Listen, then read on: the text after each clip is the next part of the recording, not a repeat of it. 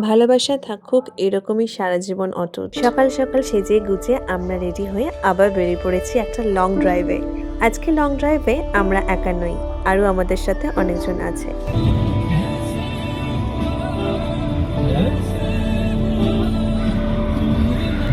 সামনের এই সিনারিও দেখে তো বুঝতেই পারছেন আমরা চলে এসেছি সেকেন্ড হুগলি ব্রিজে, মানে হাওড়ার কাছাকাছি। এখন চা খেতে দাঁড়িয়েছি। এই যে মামুনি, কাকু, বাপি আর এই যে চা। আমরা অঙ্কুরাটে দিয়ে ঢুকে গেলাম।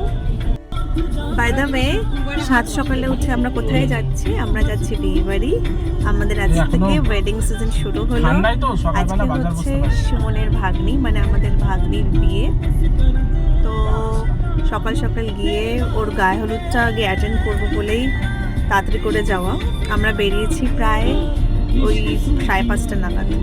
পুরো অন্ধকার ছিল, পুরো অন্ধকার। আজকে সকাল হয়েছে, মানে দিনের আলো ফুটেছে প্রায় 6:10-15 নাগাদ থেকে। ও আর একটা কথা বলা হয়নি, চাটা আজকে সুমন বানিয়েছে। এত সুন্দর চা, দিনটা একদম শুরু হয়েছে সুন্দর চা দিয়ে। একটু বেশি চা পাতা পড়ে গেছিল আর কি।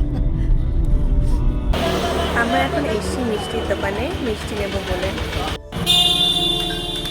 এই মিষ্টিগুলো হচ্ছে 5 টাকা করে দাম।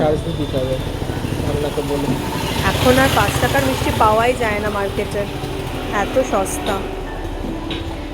কি বাবু, কি খবর? কোনো খবর নেই?